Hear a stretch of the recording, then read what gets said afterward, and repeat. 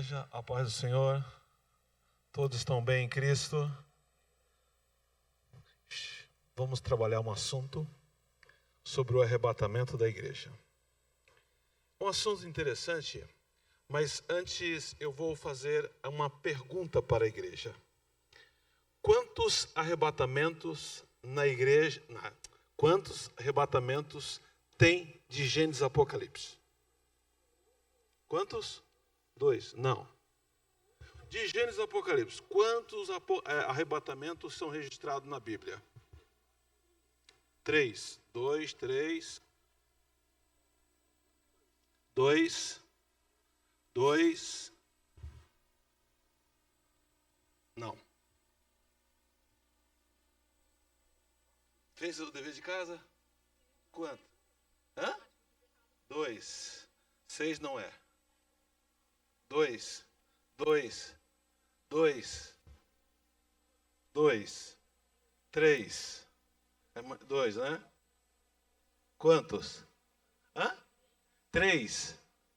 2. 2. 2. 2. Irmão Luiz, feliz ano novo. Quantos? 3. Quantos? Rapaz, feliz ano novo. Feliz ano novo. Quantos? 3. Patrícia, quanto? 2. 2. 2. O irmão já ficou ali, são vários, não falou a quantidade. Meu irmão, quantos? Eu sei que é um novo convertido, está aprendendo. 7. Chutou alto demais. Quantos, irmão? 7. 2. Aqui eu já perguntei? Já. A irmã, quanto? 3. 3. 2. 3. 1. Jesus amado. Quantos? 2. 2. 3. Ninguém acertou. A irmã Fabiana. 4. Igreja, ninguém acertou. Tá? São 5, você está lendo aí? São 5 arrebatamentos que a Bíblia registra de Gênesis e Apocalipse. Nós vamos trabalhar esses 5 arrebatamentos, tá? Em que número nós estamos aguardando esse grande evento que é o arrebatamento? Então vamos lá. Estudo da palavra. O arrebatamento. Dá continuidade. Terminei, era 7 e pouca, mandei para a igreja. Dá continuidade, por favor, para a gente poder ler. Já fiz a pergunta, né? Agora dá continuidade no texto aí para que possamos entender esse grande evento e que número nós estamos, né? Então a Bíblia fala de quantos arrebatamentos, né? Dá continuidade, por favor. Quantos arrebatamentos já aconteceram na Bíblia? O arrebatamento da igreja do Senhor Jesus Cristo é o próximo evento do plano futuro, sendo a bendita esperança de quem ama esse dia. O apóstolo Paulo, escrevendo ao seu jovem Timóteo, a qual ele era filho na fé, além de ser filho na fé, consagrou ele ao pastorado, né? E o apóstolo Paulo vai dizer uma coisa bem interessante, que a igreja de hoje está perdendo isso. Coloca para mim 2 Timóteo, capítulo de número 4, o verso de número 8. Principalmente a última parte do versículo, a igreja está perdendo isso. Ó, desde agora a coroa da justiça me está aguardada, o qual o Senhor, o justo juiz, me dará naquele dia. E não somente a mim, mas também a todos o quê? A todos o quê, igreja? A minha pergunta, este amor, tá, de estar na eternidade com Ele, é aceso 24 horas por dia? Porque a igreja de hoje, por causa da prosperidade, por causa da tecnologia, por causa do conforto, por causa de tudo, estão buscando muito coisa da terra, tá?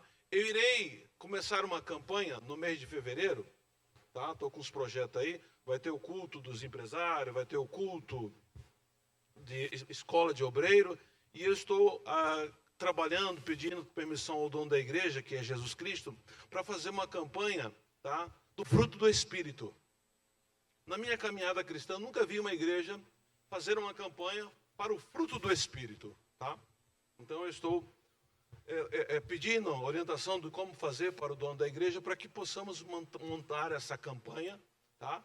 E que a igreja entenda, vai ser um período de oração e um período de estudo da palavra. Talvez será 7 dias consecutivos, ou 3 dias, eu não sei. Iremos fazer uma campanha para a igreja buscar o fruto do Espírito. Porque nós buscamos cura, nós buscamos portas abertas, milagre e tantas as outras coisas. Mas o fruto do Espírito, esse dom maravilhoso, essa graça maravilhosa que te irá levar ao céu, que no momento do toque da trombeta te irá te transformar, porque você já tem o fruto do Espírito, isso a igreja está dando as costas.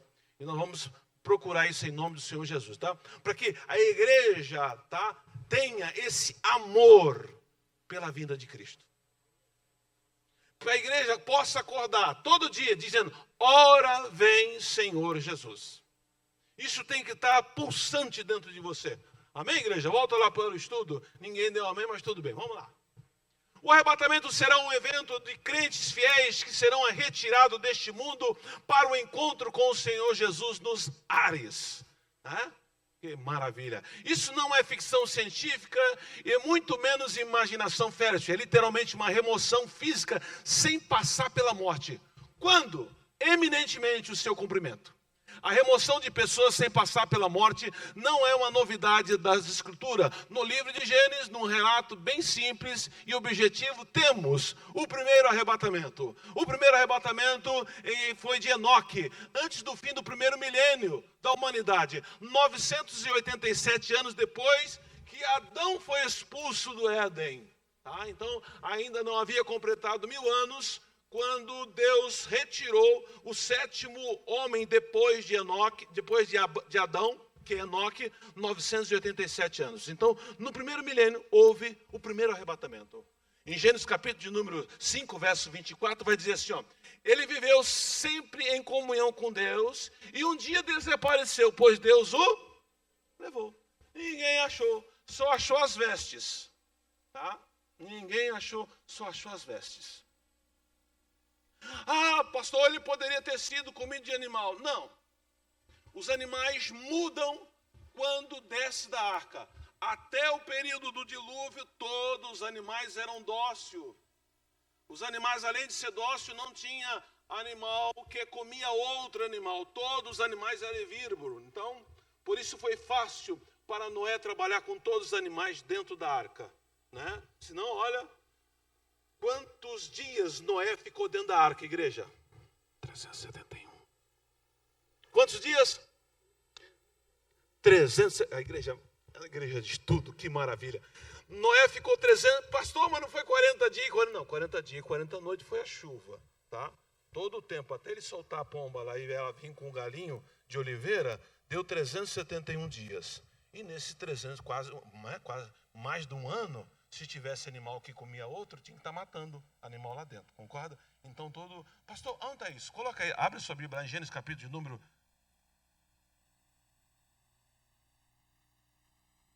9. Se não falha a memória. Verso 2. Vamos ver lá? Eu sei que os irmãos são leitores da Bíblia, né? Por favor, Zana, pega meu óculos lá. Senão que eu não enxergo nada. 9:2, por favor.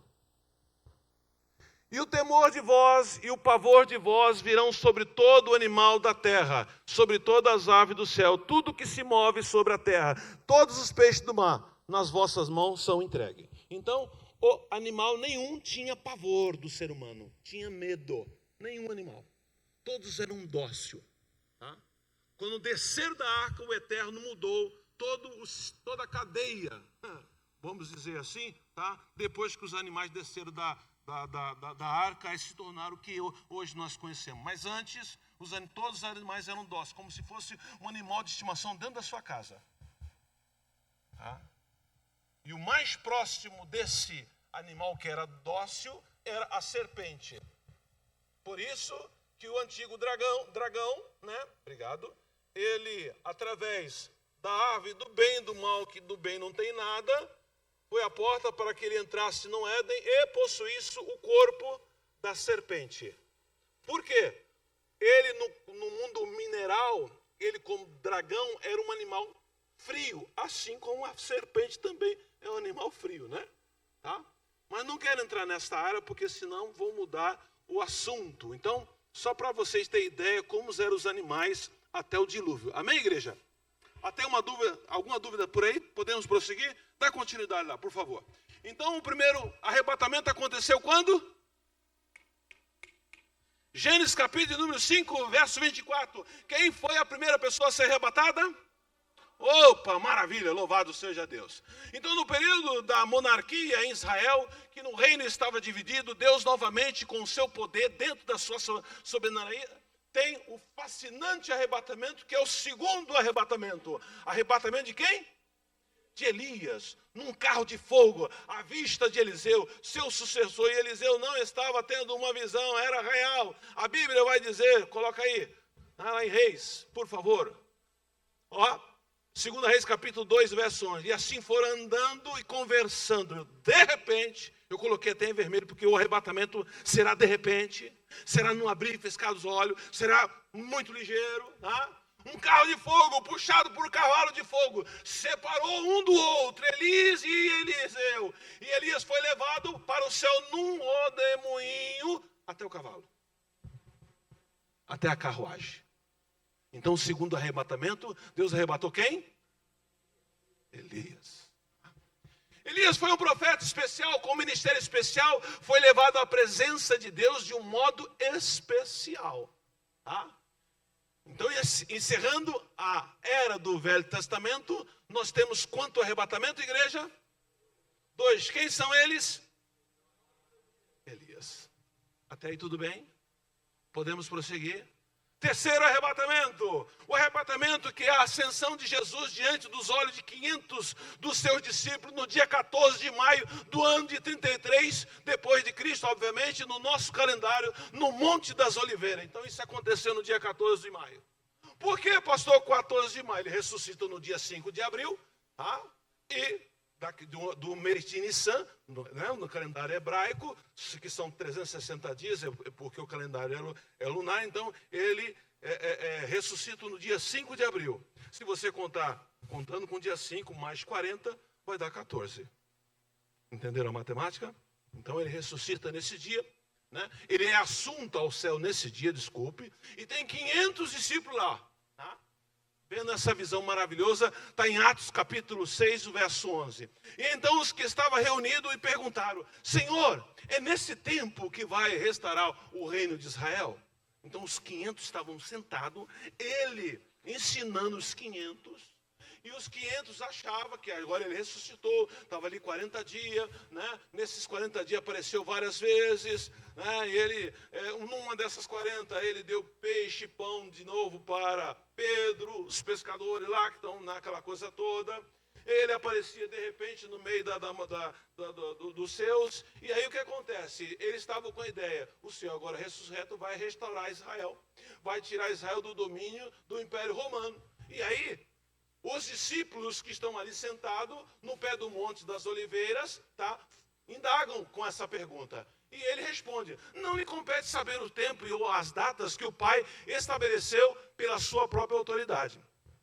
Mas vocês que estão me ouvindo receberão poder quando o Espírito Santo descer sobre vocês. E serão minhas testemunhas em Jerusalém, em toda a Judéia, Samaria, até os confins da terra. E nós moramos bem pertinho do confim da terra, né? Não é verdade? Brasil e Argentina. Argentina é o confim da terra. Tendo dito isso, foi levado às alturas, enquanto ele olhava, e uma nuvem o encobriu da vista deles. E eles ficaram com os olhos fixos no céu, e quando ele subia, de repente surgiram diante dele 2 homens vestidos de branco, que lhe disseram: Galileus, por que vocês estão olhando para o céu? Este mesmo Jesus que dentre vocês foi elevado ao céu, voltará da mesma forma. Fala aí, pessoas! Tudo bem? Vamos falar um pouquinho mais dessa mesinha aqui. Tem outro dispositivo aqui em metal. Você pode estar levando essa mesa. E eu faço muito bonita, né? É legal. De fone, música de barzinho. Monte das Oliveiras. Só que não será da forma que subiu. Será totalmente diferente. Será um dia terrível, um dia de muita fumaça, um dia de muito terror, um dia de... não será uma visão bonita, não. A segunda vinda de Cristo não será bonita, igreja. Tá? É tanto que a igreja não estará aqui. Mas será uma coisa terrível, terrível. Tá? Embora as 3 passagens mostrem certa diferença, foram 3 arrebatamentos socorridos. Faltam ainda 2 arrebatamentos. O quarto é o arrebatamento da... E eu pergunto, a igreja está esperando? Tá? A igreja está esperando?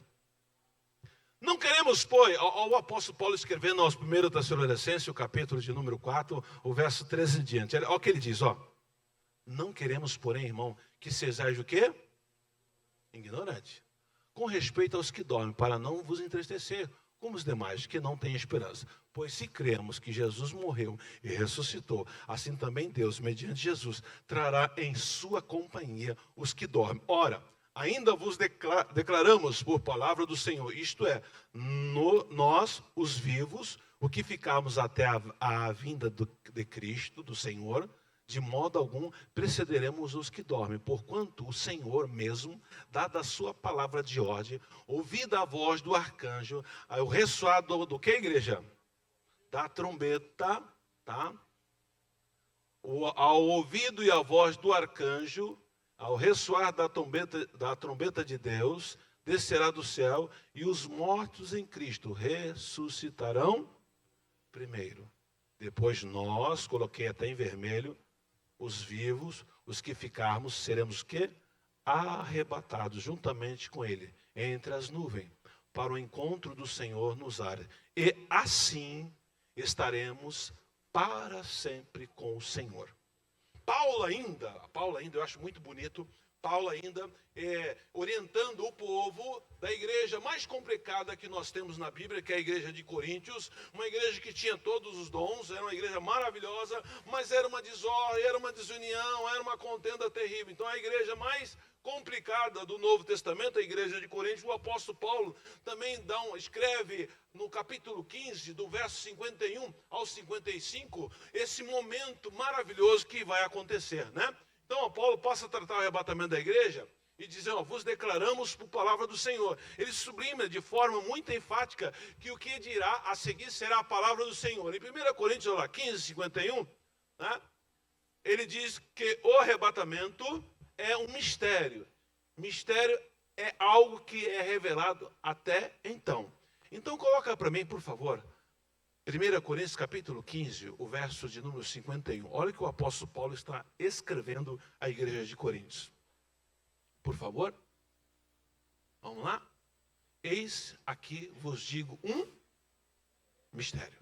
Na verdade, nem todos dormiremos, mas todos seremos o quê? Transformados. No momento, num abrir e fechar dos olhos, tá? Se você estiver cansado, 7 milésimos de segundo. Se você estiver descansado, 3,5 milésimos de segundo. Então será muito rápido. Até a última trombeta, porque a trombeta soará e os mortos ressuscitarão, incorruptível. E nós seremos o quê? Transformados. E aí a salvação é completa. Tá? Aí a salvação é completa. Por quê? A sua alma está salva, mas o teu corpo que você habita não está salvo. Porque carne e sangue não herdam o reino do céu. E o teu corpo está em pecado. A ferramenta para fazer a alma pecar é o teu corpo. É tanto se você crucificar o seu eu na cruz de Cristo, tá? A tua alma fica livre para enriquecer o teu espírito. Então a sua alma está salva, mas o teu corpo não. Agora, nesse momento, a salvação é completa, porque por causa da transformação, teu corpo está completo. Então, porque convém que isto que é corruptível, a minha carne, se revista da incorruptibilidade, né? Nesse momento. E isto que é mortal, se revista da imortalidade. E quando isto que é corruptível se revestir da incorruptibilidade, e isto que é mortal se revestir da imortalidade, então cumprir-se-á a palavra que está escrita: tragada foi a morte na vitória. E aí você, na qualidade de igreja de Cristo, vai dizer assim: onde está, ó morte, o teu aguilhão? Todo ser humano tem medo da morte. Todo. Quer ver? Vou fazer uma perguntinha básica. Alguém aqui quer morrer? Por causa do quê? Por causa do aguilhão dela. Por causa dessa ferroada. É triste, é doloroso, né? Para quem fica. E aí você vai dizer: onde está, ó inferno? Por quê? O aguilhão, a ferroada da morte, leva você para onde? Para a região do abismo, né? Para o Sheol, para o inferno. Onde está, ó inferno, a tua vitória? Porque não terá mais poder sobre o teu corpo. Isso é tremendo, igreja. Isso é maravilhoso. O quinto será das duas testemunhas da Bíblia. Então vamos lá? Vamos lá? Primeiro, arrebatamento. Quem é? Enoque. Segundo arrebatamento, Elias. Terceiro arrebatamento, Jesus. Quarto arrebatamento, nós os convidados. E agora o quinto, as duas testemunhas. E eu enviarei as minhas duas testemunhas vestidas com roupa feita de pano grosseiro. E elas, essas duas testemunhas, anunciarão a mensagem de Deus durante 1260 dias. 3 anos e meio, tá? Certinho, no ano lunar, que são 360 dias. As duas testemunhas são as duas oliveiras e 2 candelabros. Igreja, oliveira simboliza o quê?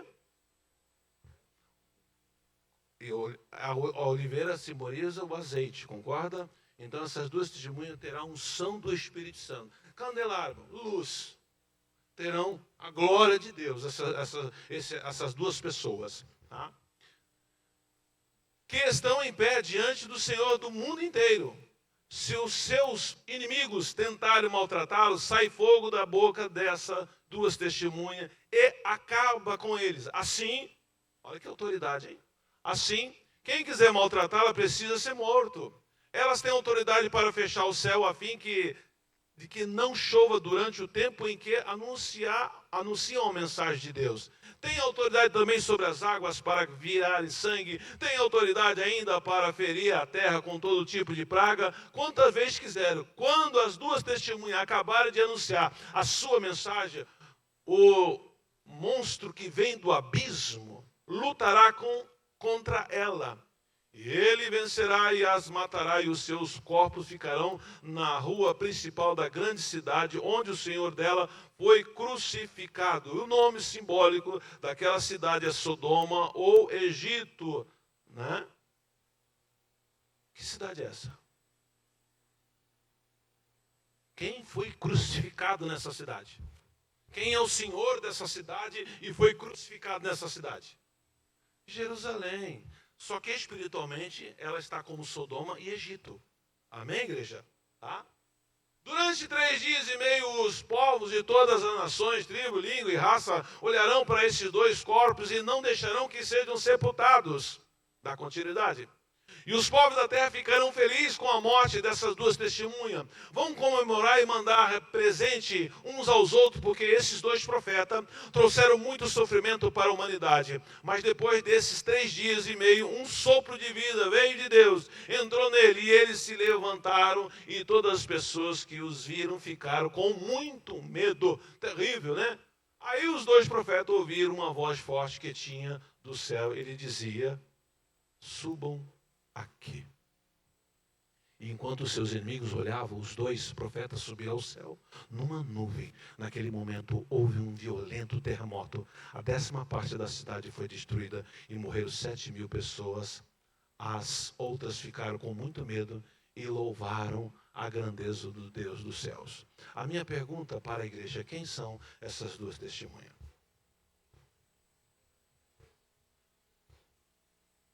Então vai ter reencarnação? Porque o que acontece? Ó, nós não podemos crer nisso. Coloca aí, Hebreus capítulo de número 9, verso 27.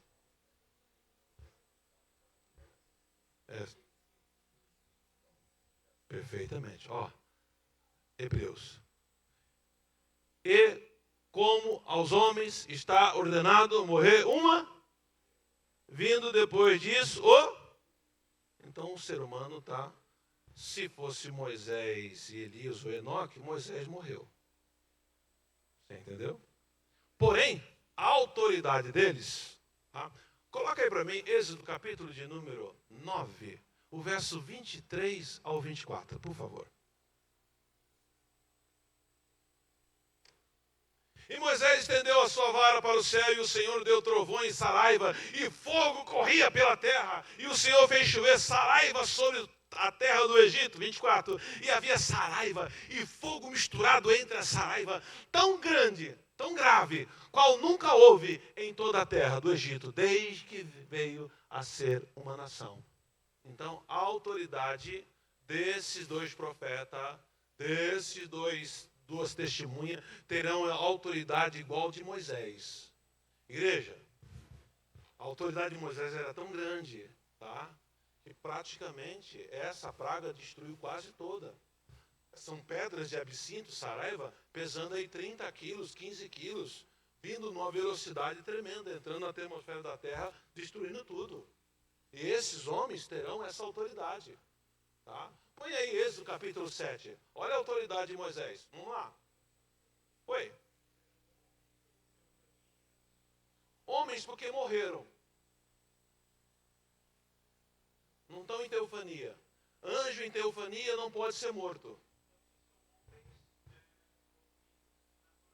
Não, naturalmente, tá? Escolhido por Deus, assim como Elias foi, assim como Enoque foi, assim como Moisés foi. Homens que nasceram naturalmente. Sim, pode ser. Pode ser que em algum momento certo serão revelados. Eu não estarei aqui. A igreja vai estar?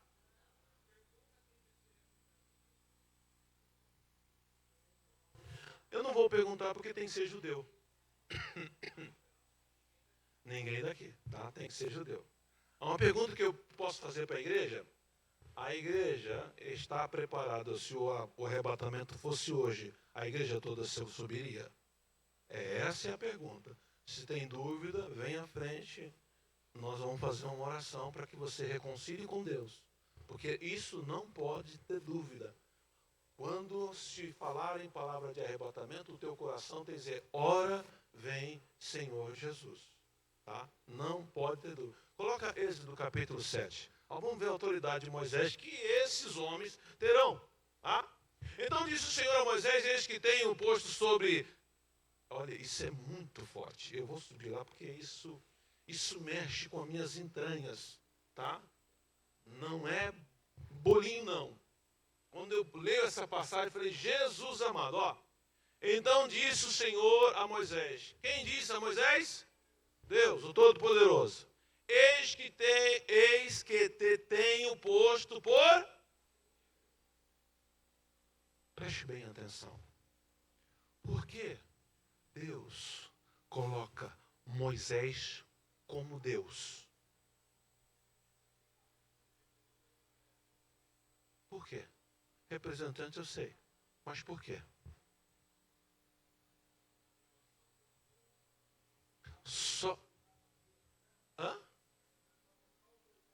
Sim, representando a autoridade de Deus, mas não só isso. Por que Deus dá tão autoridade a esse homem, coloca ele como Deus?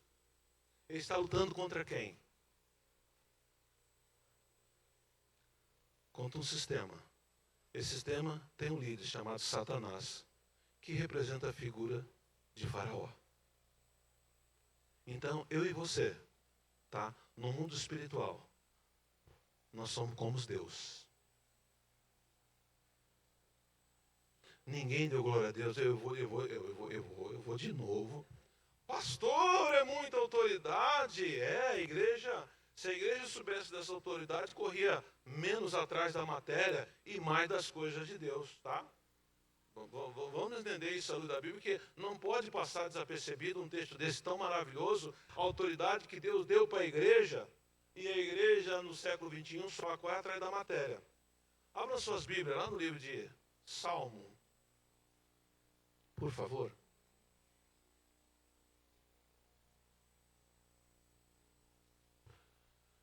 Agora, se não for a memória.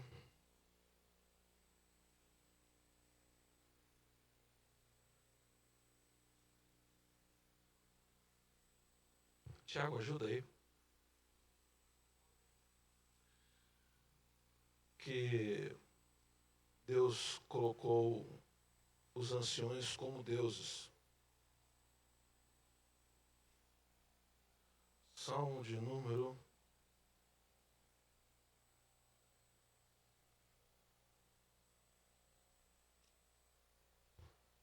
2. Então, Salmo de número 82, coloca para mim, por favor. Salmo de número 82, Salmo de número 82. Vamos ver se Deus está na onde, igreja? Ó, Deus está na dos poderosos. Julga-no no meio dos deuses. Que congregação é essa? Essa congregação é formada de ancião. Ah? E Deus está no meio da congregação. E Deus está no meio da congregação dos poderosos, julga-nos no meio dos deuses. Vamos até o verso 6, dá continuidade. Até quando julgareis injustamente e aceitarás as pessoas dos ímpios? Sei lá, é um cântico, faz justiça aos pobres, aos órfãos, tá? 4, 5, o 6 que eu quero. E eu disse, vós sois Deus, e todos vós filhos do... O próprio Deus, usando a vida do salmista para compor esse cântico, no verso 1, chama a gente que está no meio da congregação para estar com os deuses que somos nós. No verso 6 ele vai dizer, ele disse, vós sois deuses, e todos vós são filhos do Altíssimo. Igreja, nós somos representantes de Deus. Todos nós somos um mini Cristo na terra, um mini Deus. Só assim terá autoridade contra um anjo caído.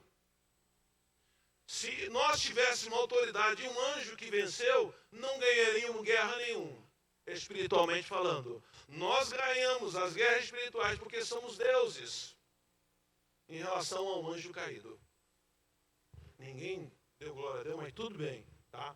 Entenda que a autoridade que Deus deu para você, no mundo espiritual, você é um Deus. O mundo espiritual tem medo. A Bíblia diz que o mundo espiritual tem que olhar para nós na sola do pé. E aí tem crente correndo quando alguém se manifesta, entendeu? Sabe o que é isso? Porque ainda está trilhando, buscando coisa da matéria. É magnífico em saber que Deus deu essa autoridade. E é triste em saber que muitos não correm atrás dessa autoridade. Viu? Tá? Volta lá em Êxodo 7, só para explicar o capítulo 1, eu dei essa voltinha. Vamos lá? Ó. Então disse o Senhor a Moisés, eis que te tem imposto por Deus sobre o faraó, e Arão, teu irmão, será o teu profeta. Dá continuidade. Tu farás tudo o que eu te mandar. E Arão, teu irmão, falará a faraó que deixe ir os filhos de Israel da sua terra.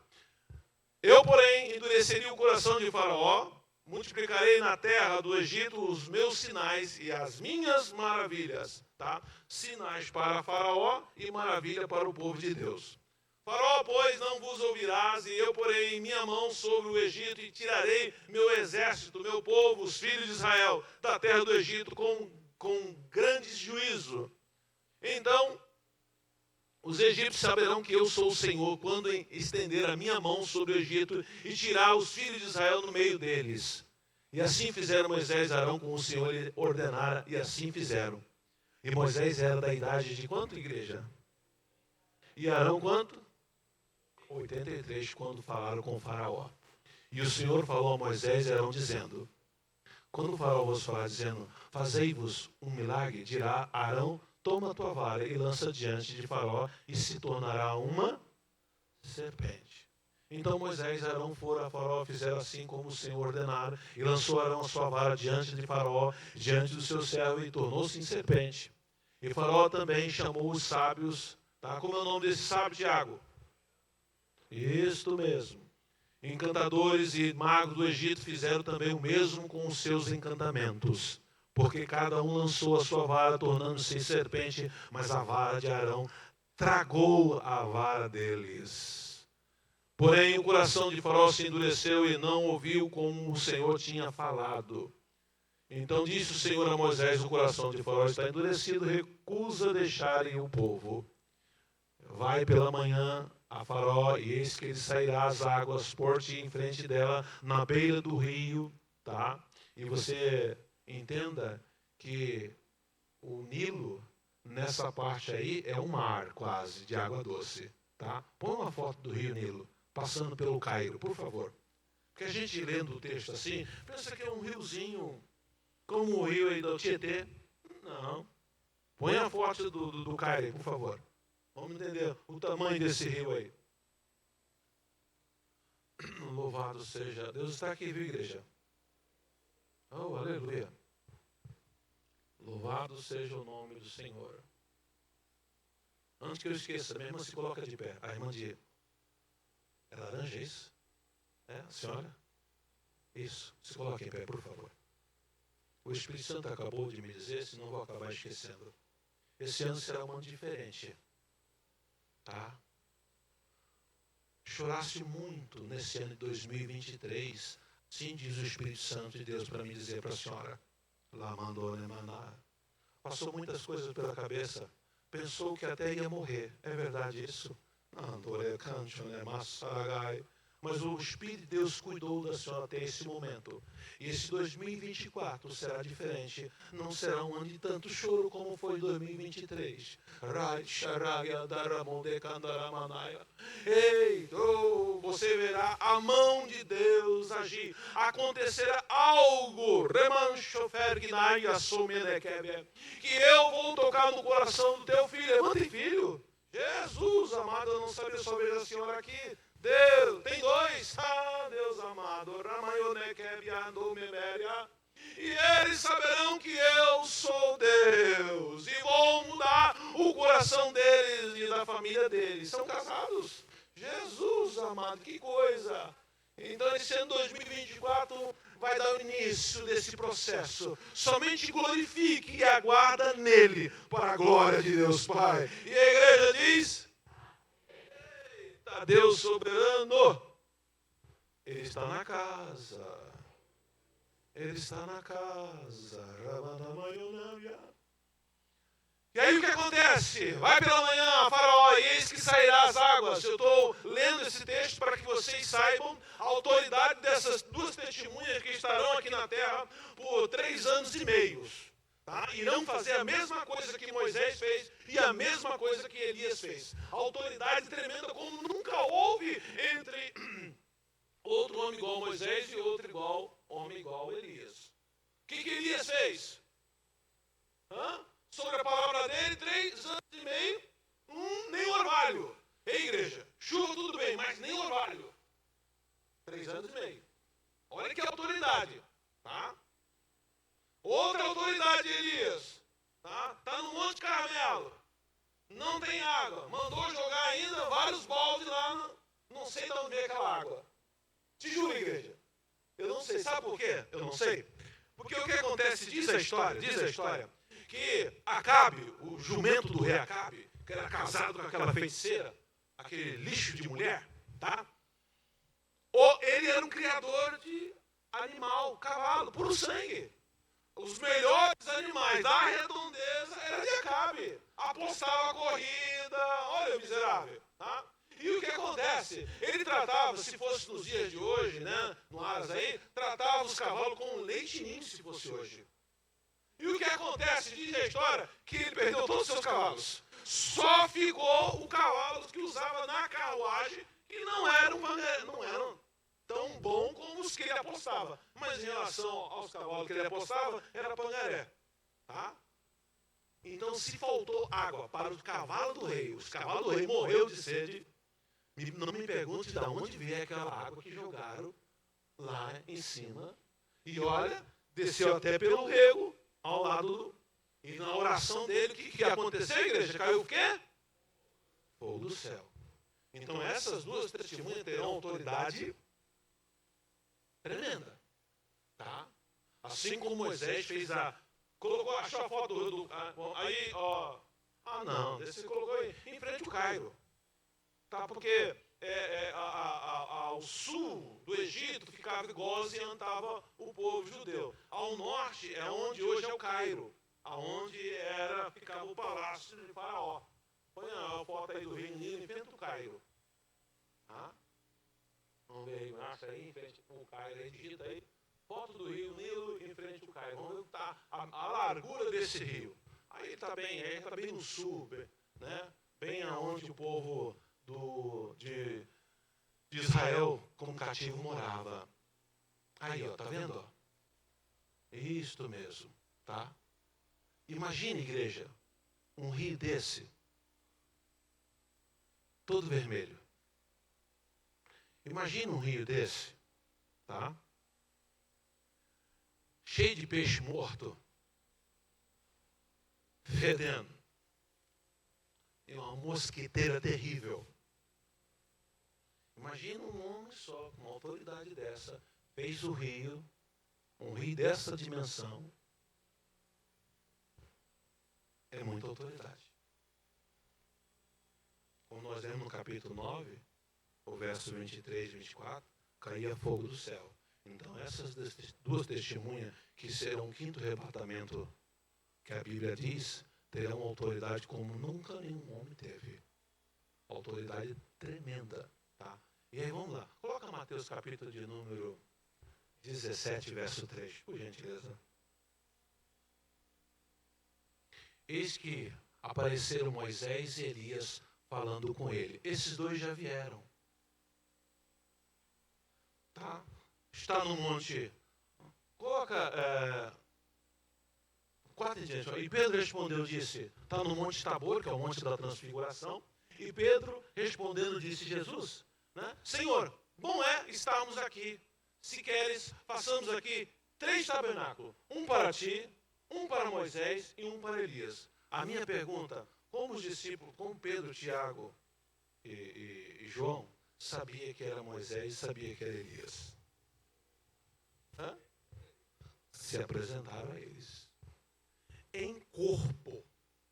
Tá? Assim como foi o corpo de Jesus depois que foi ressuscitado. E a atmosfera foi tão bom que Pedro falou, vamos fazer 3 tabernáculos aqui, 3 tendas, tá? Vamos morar aqui agora. Esqueceram até deles. Tá? Verso de número 5. E estando eles ainda falando, eis que uma nuvem luminosa os cobriu, e das nuvens saiu uma voz que dizia, este é meu amado filho, em quem me comprazo. Falando da pessoa do Senhor Jesus.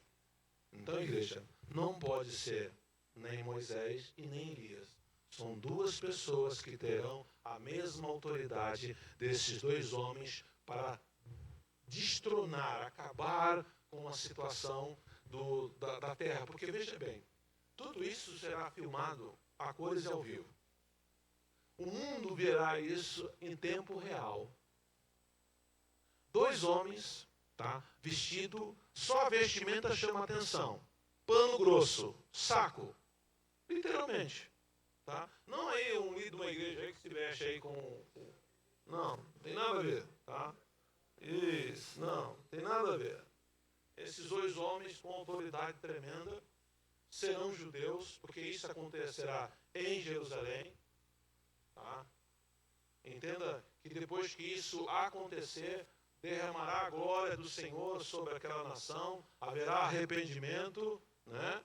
E aí os 144 mil escolhidos irão aparecer depois dessas 2 testemunhas, pregando, né, o evangelho do reino para os judeus, né? E aí aquela comoção toda para a glória de Deus Pai.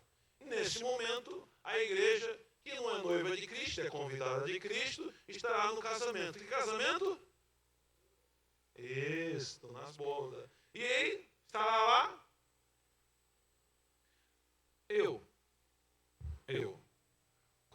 ao Senhor, eu já passo o nome da minha veste. Eu quando oro ao Senhor, olha, Senhor amado, eu não sei, mas a pala da minha cabeça é 57. Então, que eu vou ter um novo nome. Eu, como pastor dessa igreja, estou ensinando a vocês a ter um relacionamento com Cristo para que esse evento aconteça, vocês não fiquem. Porque as igrejas de hoje estão muito ligadas à matéria. Então, parece loucura numa oração dessa você usar um termo desse. Não é loucura, igreja. Não é. A partir do momento que você declina, lê a palavra. Não, de jeito maneira alguma. E o arrebatamento da igreja será igualzinho nos dias de Noé. Tudo tranquilo. Tudo maravilhoso. Preste bem atenção, Noé entrou na água, o povo nem... Noé ficou 7 dias com a sua família lá, cheia de animal lá dentro, e ninguém percebeu. Ninguém percebeu. De repente, escureceu tudo que nunca havia visto nuvem, e trovão, relâmpago, aquela coisa toda.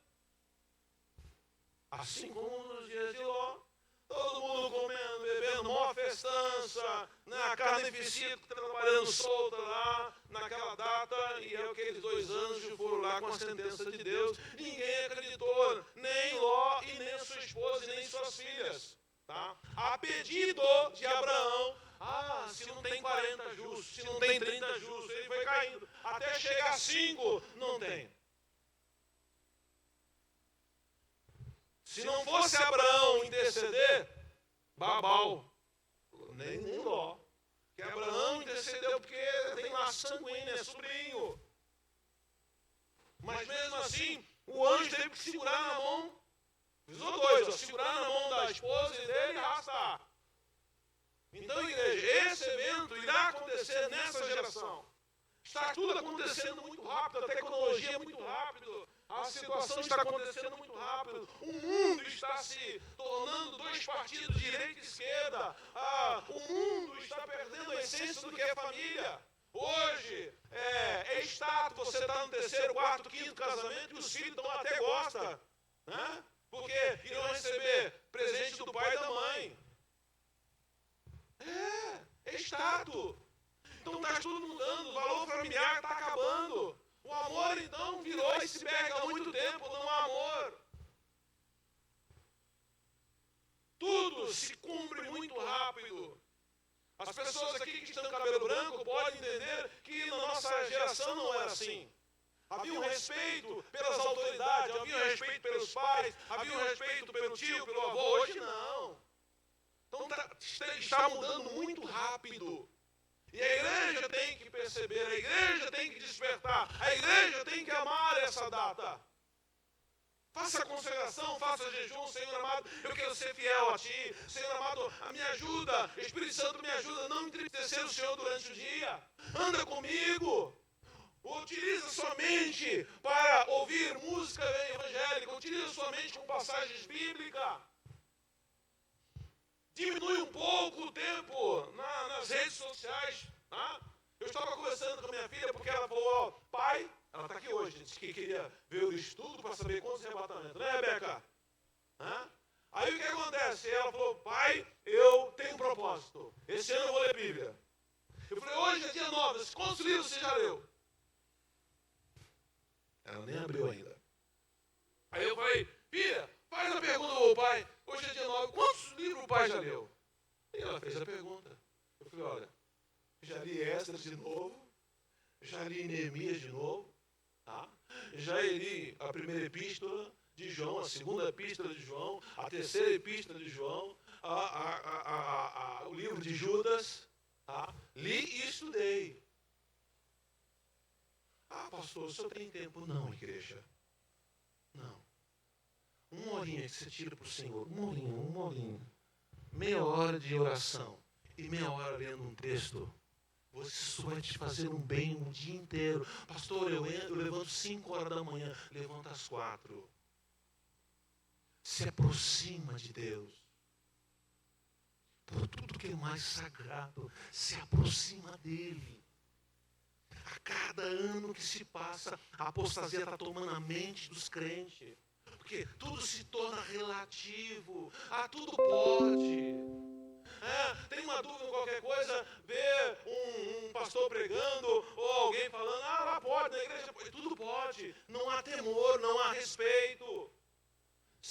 Entra um montão de carne, se senta nessas cadeiras e sai da mesma forma que entrou. Não há mudança. Os tampões espirituais estão tampados. Tira os tampões para que o teu espírito ouça. E às vezes estou muito tempo numa casa dessa, não vê a hora do pastor dar a bênção apostólica para voltar para casa, para fazer as suas atividades, sei lá. Acabou o prazer, a apostasia. Ninguém tem vontade de orar. Ninguém. E acontecerá o arrebatamento na nossa era. Não é a outra era, não, é na nossa era. Pastor, quando? Breve. Eu sempre digo aqui, em todos os cultos, vou dizer isso. O Senhor Jesus já está entrando nessa nuvem. A mesma nuvem que ocultou ele, essa mesma nuvem. E antes disso acontecer, acontecerá o arrebatamento da igreja. Sabe por quê? Sabe por que tem acontecido o arrebatamento da igreja antes da segunda volta?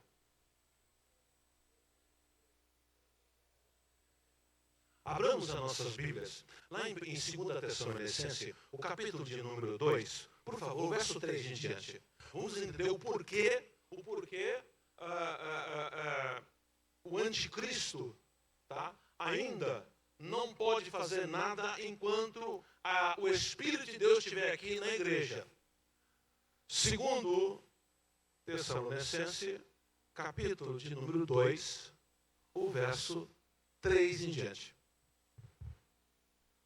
O apóstolo Paulo escrevendo aos irmãos de Tessalonicenses, vai dizer assim, ninguém de maneira alguma vos engane. É um alerta. Não fique enganado, não se engane. Porque não será assim sem que antes venha o que, igreja? A apostasia. Estamos vivendo esse período dentro da igreja, a apostasia. As igrejas tradicionais, preste bem atenção, as igrejas tradicionais, tá, que são centenárias no Brasil, você não vê mais ninguém aceitando Jesus. Você não vê demoniado caindo na frente sendo liberto.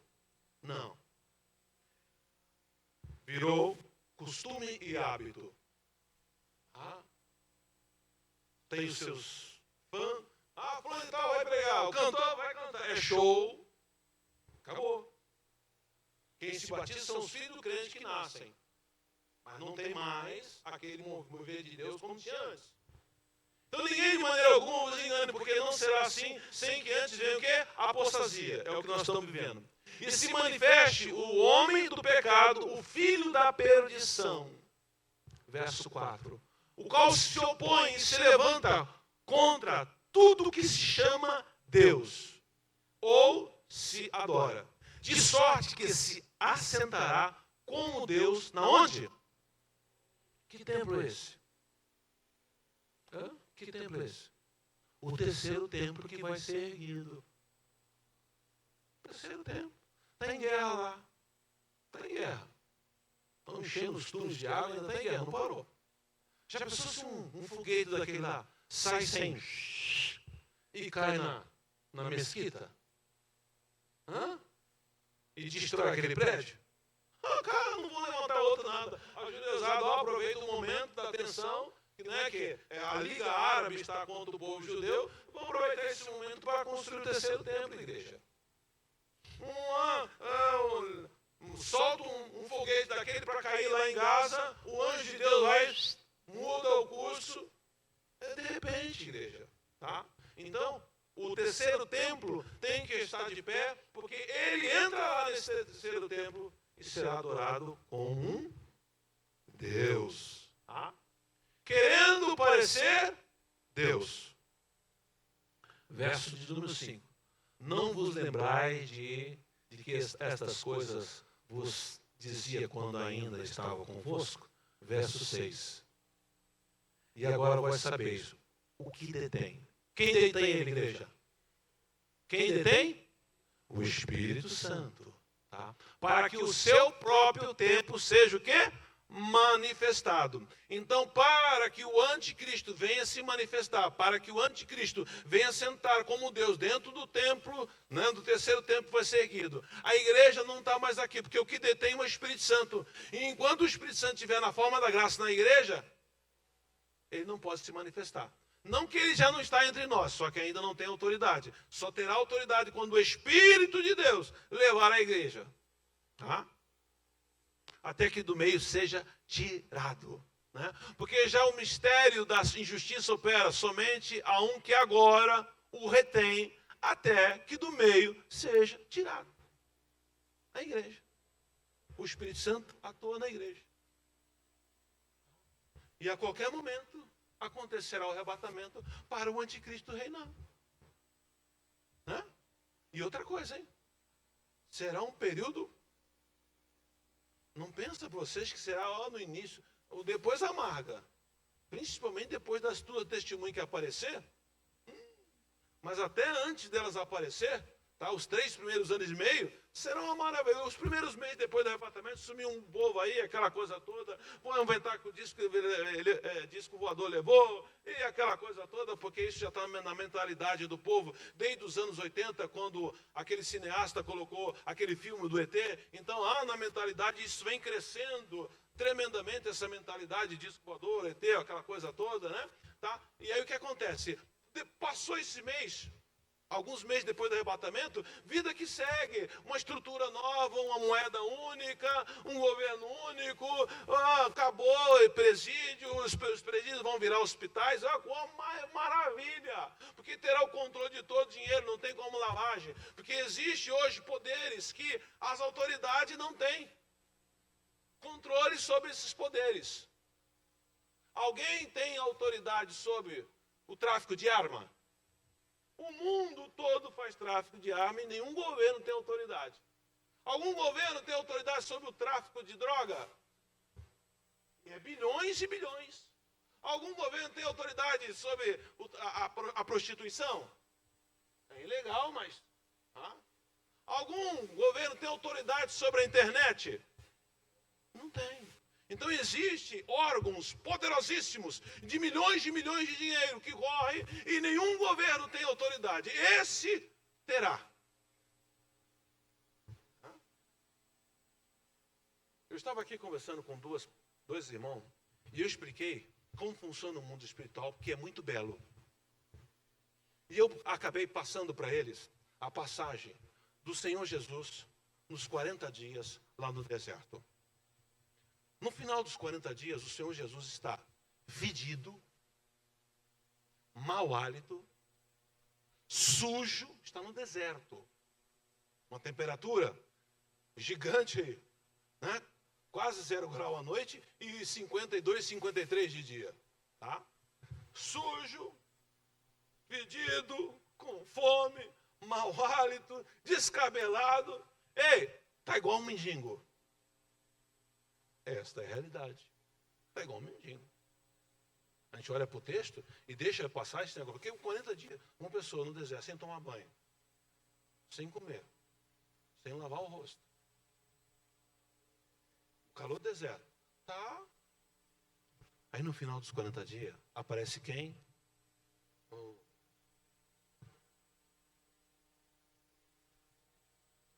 Ele era anjo de luz.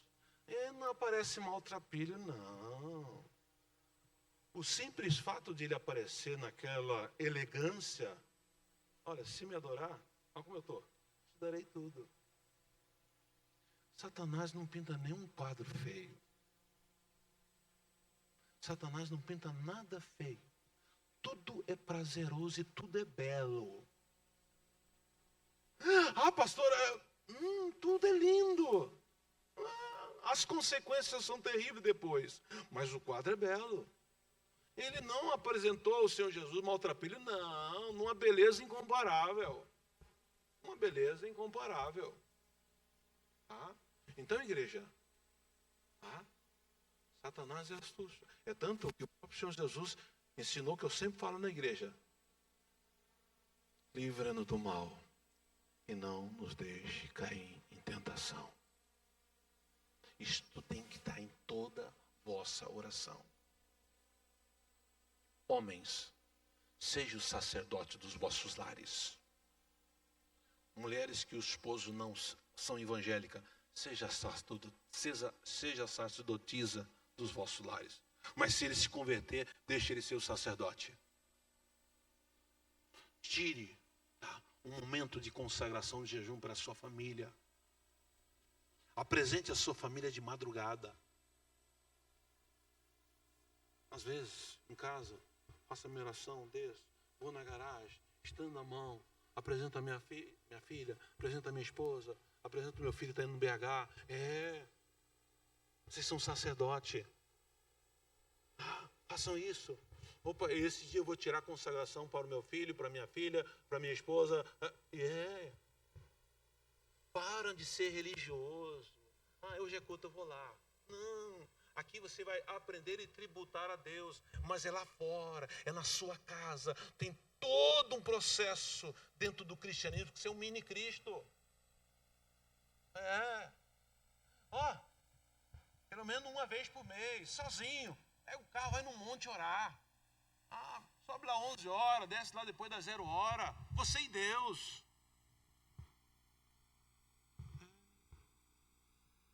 Pastor, isso é coisa do passado. Não, igreja. São hábitos e costumes que nós não podemos perder. Senão vamos virar um religioso. Entramos na igreja, vamos dizer, o culto não foi legal. Deus não falou comigo. Deus está falando 24 horas com você. Precisamos nos chegar a Deus para ter um coração sensível. Quantas pessoas não sentem mais a presença de Deus? Quantas pessoas não são mais impactadas por Deus? Entra e sai da mesma forma. Não aceite isso. Não aceite esse legalismo da religiosidade. Se envolva com Deus. Sinta Deus todo dia. Oh, Deus amado. Então, voltando ao estudo. Depois que a igreja sair daqui, é que ele vai reinar. E aí a situação muda depois das duas testemunhas. Sobre o quarto arrebatamento. O quarto arrebatamento, qual é o arrebatamento que é a igreja? Isso, dos convidados. Sobre o quarto arrebatamento, as escrituras dão um certo detalhe do arrebatamento da igreja. Será súbito, numa fração de tempo indivisível, entre nuvens. Jesus vem buscar os seus convidados para as bodas, como está registrado em Mateus, capítulo 22, verso 1 ao 4. Vamos ler? Dá tempo? Dá tempo ainda, vamos lá. Coloca aí, Mateus 22, do verso 1 ao 4. Mateus 22, do verso 1 ao 14. Acho que é do 1 ao 14. 1 ao 14, por favor. Então Jesus respondendo, tornou-se a falar em parábola, dizendo, eu acho muito bonito as parábolas, né? Tem um jovem pregador que quer ser pregador, já passei uma tarefa para ele. Estude, leia e decore as parábolas. O reino do céu é semelhante a um certo rei que celebrou as bodas de quem? Do seu filho, né? Então é Deus celebrando o casamento do seu filho. Enviou seus convidados a chamar os convidados para bodas, e estes não quiseram vir, porque os primeiros convidados eram judeus. Depois enviou outro servo dizendo, dizei aos convidados, eis que tenho o meu jantar preparado, os meus bois cevados já estão mortos, né? E tudo já pronto, vinde às bodas. Os judeus, porém, não fazendo caso, foram um para o seu campo e outro para o seu negócio. E outro, apoderando-se dos servos, o trajaram e o mataram, representando os profetas que foram mortos. E o rei, tendo notícia disso, ficou enfesado, encolorizou-se. E enviando o seu exército, destruiu aqueles homicidas e incendiou a sua cidade. Quando aconteceu isso?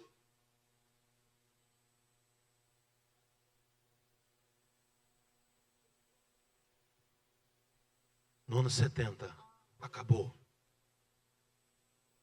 No ano 70 da nossa era, Israel acabou. Acabou. Isso, acabou. Eles ficaram 1800 e poucos anos aí vagando. Só em 1948 que voltaram a ter o Estado. Se cumprindo a palavra.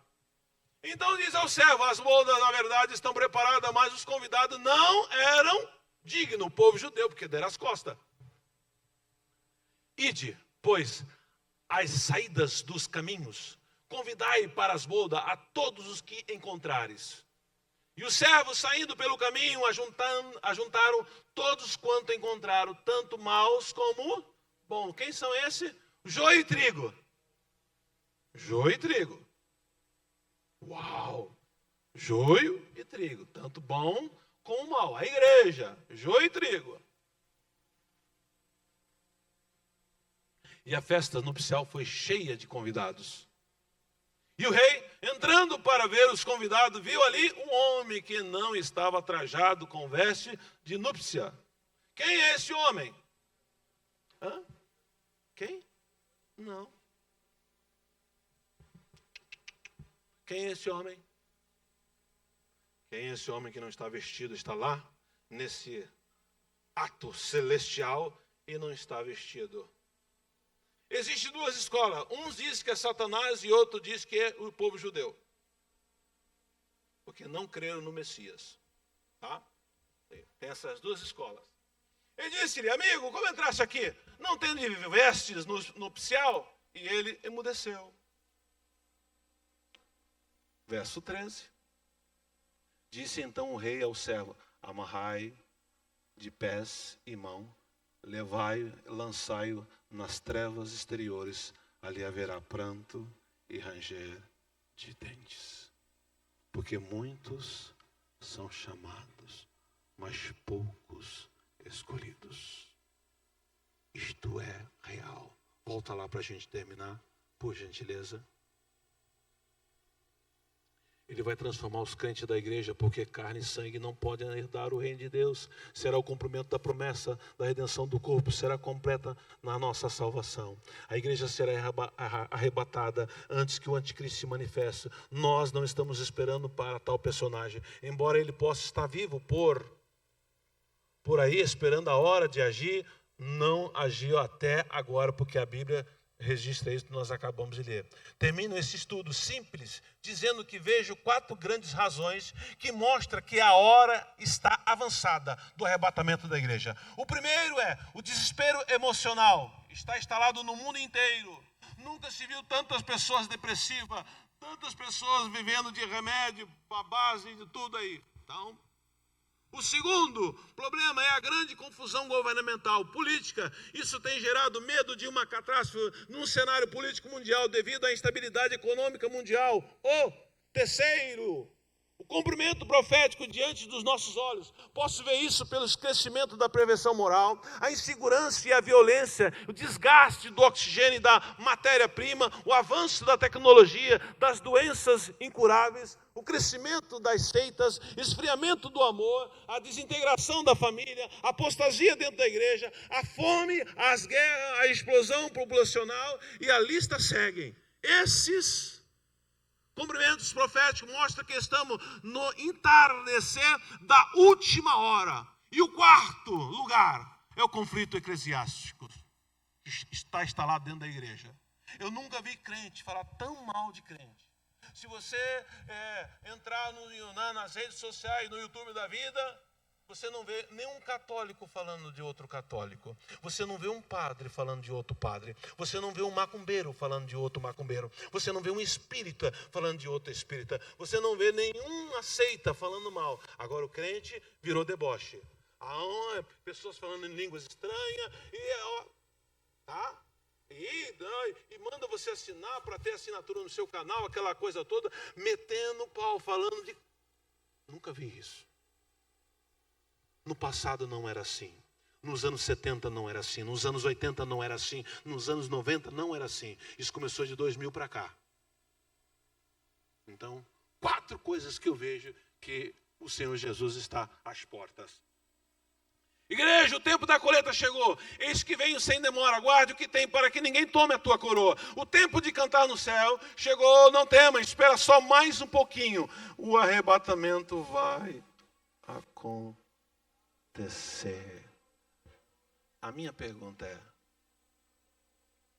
essa é a minha pergunta. você fará parte. Convido a igreja para se colocar em pé. Iremos fazer uma oração. Se tem alguém entre nós com dúvida não acha que não está preparado para esse evento, vem aqui na frente.